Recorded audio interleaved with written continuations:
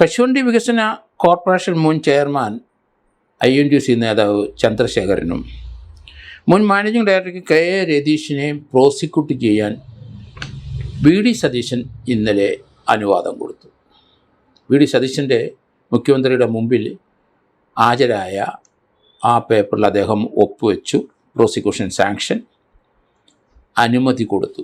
ഇനി അതിൽ ഇപ്പോഴത്തെ ഈ സാങ്ഷൻ്റെ പുറത്ത് ഗവൺമെൻറ് ഉത്തരവ് പാസ്സാക്കണം. അതിന് കശുവണ്ടി വകുപ്പ് സെക്രട്ടറി ബിജു ഒപ്പിട്ടിട്ട് ആ സാങ്ഷൻ്റെ പേപ്പർ അനുമതി കൊടുത്ത വിവരം ഹൈക്കോടതി റിപ്പോർട്ട് ചെയ്യണം. ഇന്ന് ഹൈക്കോടതി അത് റിപ്പോർട്ട് ചെയ്യുമെന്നാണ് മനസ്സിലാകുന്നത്. INTUC മുൻ സംസ്ഥാന പ്രസിഡൻ്റായ കശുവണ്ടി വികസന കോർപ്പറേഷൻ മുൻ ചെയർമാനുമായ ചന്ദ്രശേഖരനെയും അദ്ദേഹത്തിൻ്റെ MD KA രതീഷിനെയും പ്രോസിക്യൂട്ട് ചെയ്യാനുള്ള ആ ഗവൺമെൻറ് ഉത്തരവ് ഹൈക്കോടതിയിൽ ഇന്ന് ബിജു IAS എത്തിക്കുമെന്നാണ് മനസ്സിലാകുന്നത്.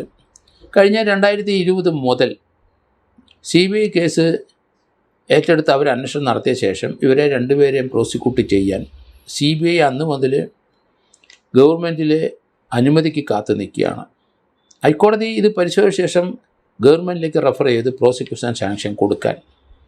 പക്ഷേ 2020 മുതൽ ചന്ദ്രശേഖരൻ്റെയും രതീഷിൻ്റെ സ്വാധീനം അത് ആ സാങ്ഷൻ അന്നത്തെ മുഖ്യമന്ത്രി ആയിരുന്ന പിണറായി വിജയൻ കൊടുത്തില്ല. ഇവർക്ക് സാങ്ഷൻ കൊടുത്തു കഴിഞ്ഞാൽ പല കേസിലേക്കും മുഖ്യമന്ത്രി സാങ്ഷൻ കൊടുക്കേണ്ടി വരും. 100 പ്രശ്നങ്ങളുണ്ട്, നിയമപരമായ പ്രശ്നങ്ങൾ. അതുകൊണ്ട് 2020 മുതൽ ആ CBI ഈ പ്രോസിക്യൂഷൻ സാങ്ഷന് ഗവൺമെൻറ്റിനെ സമീപിച്ച് കൊടുക്കാതെ കിടക്കുകയാണ്. ഹൈക്കോടതി ഒരു ഉത്തരവിലൂടെ ആ പ്രോസിക്യൂഷൻ സാങ്ഷൻ കൊടുക്കാൻ പറഞ്ഞിട്ടും ഗവൺമെൻറ് അത് വലിച്ചു നീട്ടിക്കൊണ്ടേയിരുന്നു. നമുക്കറിയാം, വിജിലൻസ് കേസ് കേരളത്തിലെ ഒരു കേസ് എടുക്കുന്നതിന് ഗവൺമെൻറ് സാങ്ഷൻ വേണം. ആ സാങ്ഷൻ കിട്ടിക്കഴിഞ്ഞാൽ കേസിൻ്റെ അന്വേഷണം മുന്നോട്ട് നടക്കും. പക്ഷേ അന്വേഷണം പൂർത്തിയാക്കി അയാൾ കുറ്റക്കാരനാണെന്ന് കണ്ടാൽ അയാളെ പ്രോസിക്യൂട്ട് ചെയ്യണമെന്നെങ്കിലും വീണ്ടും ഗവൺമെൻറ്റിൻ്റെ സാങ്ഷൻ വേണം. അത് ഇവിടുത്തെ വിജിലൻസ് ആക്ടിനകത്ത് അങ്ങനെയാണ് അതിൻ്റെ പ്രൊവിഷൻ കിടക്കുന്നത്. അതുകൊണ്ട് 2020 മുതൽ ഇവർ കുറ്റക്കാരാണെന്ന് കണ്ടെത്തി CBI കണ്ടെത്തിയിട്ടും ചന്ദ്രശേഖരനെയും അതുപോലെ രതീഷിനെയും പ്രോസിക്യൂട്ട് ചെയ്യാൻ പിണറായി വിജയൻ അന്ന് മുഖ്യമന്ത്രിയായിരുന്ന അദ്ദേഹം സാങ്ഷൻ കൊടുത്തില്ല 2020 വരെ. ഇന്നലെ ആ ഫയൽ ഷിബു ബേബി ജോൺ ഇന്നലെ ആ ഫയൽ മുഖ്യമന്ത്രിയുടെ മുമ്പിൽ എത്തിച്ചു. മുഖ്യമന്ത്രി രാത്രി തന്നെ അത് ഒപ്പിട്ട് കൊടുത്തു കഴിഞ്ഞു. കാരണം അതിനകത്ത് അഴിമതി കാണിച്ചാൽ അതിനകത്ത് വേറെ ഒന്നും നോക്കേണ്ട ആവശ്യമില്ലല്ലോ എന്ന് നമ്മുടെ സംസ്ഥാന മുഖ്യമന്ത്രി VD സതീശൻ അറിയാം. അങ്ങനെയൊന്നും ഡിലേ അദ്ദേഹം വരുത്തില്ല. ഇന്നലെ രാത്രി തന്നെ ഫയൽ മുമ്പിൽ വന്നപ്പം തന്നെ ഒപ്പിട്ടു.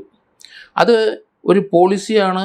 അത് അദ്ദേഹത്തിൻ്റെ ഇങ്ങനെയുള്ള എല്ലാ കാര്യത്തിലും സ്ട്രെയിറ്റായിട്ടും ഓണസ്റ്റായിട്ടും കാര്യങ്ങൾ നീക്കണം എന്നാഗ്രഹിക്കുന്ന മുഖ്യമന്ത്രി അത് ഒട്ടും താമസിച്ചില്ല. ഇത് കുറേ നാളായിട്ട് 2020 മുതൽ ഇത് പല ചാനലിലും അതുപോലെ TVയിലൊക്കെ വളരെ ചർച്ചാ വിഷയമായ കാര്യങ്ങളാണ്. INTUC നേതാവിനെ എന്തിനാണ് പിണറായി വിജയൻ പ്രൊട്ടക്റ്റ് ചെയ്യുന്നതെന്ന് അന്ന് പല ചോദ്യങ്ങളും അന്ന് ചോദിച്ചുകൊണ്ടിരുന്നു. INTUC സംസ്ഥാന പ്രസിഡൻ്റായിരുന്ന വ്യക്തിയായിരുന്നല്ലോ ചന്ദ്രശേഖർ. ഏതായാലും അദ്ദേഹത്തിനെയും പ്രൊട്ടക്റ്റ് ചെയ്തുകൊണ്ടിരുന്നു. പ്രോസിക്യൂഷൻ സാങ്ഷൻ കൊടുത്താൽ ഗവൺമെൻറ് അംഗീകാരം കൊടുത്താൽ പല കേസുകളിലേക്കും മുഖ്യമന്ത്രി വീണ്ടും സാങ്ഷൻ കൊടുക്കേണ്ടി വരും. അത് കണക്കാക്കിയായിരിക്കും കൊടുക്കാതിരിക്കുന്നത്. അവരുടെ തന്നെ പാർട്ടിക്കാരെ പലരും പ്രോസിക്യൂഷൻ സാങ്ഷൻ വിജിലൻസ് കേസിനകത്ത് കൊടുക്കേണ്ട പല സംഭവങ്ങളും കിടപ്പുണ്ട്. അതിപ്പോഴും ഉണ്ട്. അതുകൊണ്ട് തന്നെയായിരിക്കാം അന്നത്തെ ഗവൺമെൻറ് ആയിരുന്ന മുഖ്യമന്ത്രി പിണറായി വിജയൻ പ്രോസിക്യൂഷൻ സാങ്ഷൻ ഏകദേശം 6 വർഷക്കാലത്തോളം കൊടുക്കാതെ വെച്ചുകൊണ്ടിരുന്നു. ഇന്നലെ കൊണ്ട് അത് കൊടുത്തു കഴിഞ്ഞു. പ്രതികൾക്കെതിരെ ഇനി അഴിമതി നിരോധന നിയമപ്രകാരമുള്ള PC ആക്ട് പ്രകാരമുള്ള വകുപ്പൂടെ ചേർക്കുന്നുവെന്നാണ് മനസ്സിലായത്. അതിനകത്ത് അഴിമതിയുണ്ട്. കാരണം തോട്ടണ്ടി ഇറക്കിയതിലും അതിനകത്ത് അവിടെ നിന്ന് വാങ്ങിച്ചതിനകത്ത് അഴിമതിയുണ്ട്. ഇവിടെ അത് വിറ്റതിനകത്തും അഴിമതിയുണ്ട്. പിന്നെ കശുവണ്ടി പരിപ്പായിട്ട് മാറ്റി വിൽക്കുന്നതിനകത്തും ഗവൺമെൻറ്റിൻ്റെ ഫാക്ടറികളിൽ അതിനും അഴിമതിയുണ്ട്. അതാണ് CBI കേസെല്ലാം അന്വേഷിക്കുകയും അത് കണ്ടെത്തുകയും ചെയ്തത്. അപ്പോൾ തോട്ടണ്ടി വാങ്ങിച്ചതിലും അഴിമതി, അത് കശുവണ്ടിയാക്കി കൺവേർട്ട് ചെയ്ത ശേഷം അത് വിറ്റതിലും അഴിമതി. അതുകൊണ്ട് PC ആക്ടിൻ്റെ പരിധിയിൽ, കാരണം ഇവർ INTUC പ്രസിഡൻ്റ് ആയാലും ശരി, അവരെ ഒരു ഗവൺമെൻറ് MDO അതുപോലെയുള്ള പൊസിഷൻ വന്നാൽ അവർ ഗവൺമെൻറ് സെർവൻ്റ് ആവും. അതുകൊണ്ട് വിജിലൻസ് ആംഗിൾ അവർക്കും ബാധകമാണ്. അതുകൊണ്ട് CBI കൃത്യമായിട്ട് അവർക്ക് അഴിമതി നിരോധന വകുപ്പ് കൂടെ ചേർക്കുന്നെന്നാണ് മനസ്സിലായത്. അങ്ങനെയെങ്കിൽ രണ്ടുപേരെയും അറസ്റ്റ് ചെയ്താൽ അവർ റിമാൻഡിൽ പോവും, അവർ ജയിലിൽ കിടക്കും. അതിനുശേഷം മാത്രമേ അവരെ ജാമ്യം ലഭിക്കുകയുള്ളൂ. അത് അന്വേഷണം പൂർത്തിയായിട്ടുണ്ടെങ്കിൽ നേരത്തെ CBI ജാമ്യം കൊടുത്താൽ അവർ ട്രയലിൽ കിടന്ന് തന്നെ പ്രോസിക്യൂഷൻ ഫേസ് ചെയ്യേണ്ടി വരും.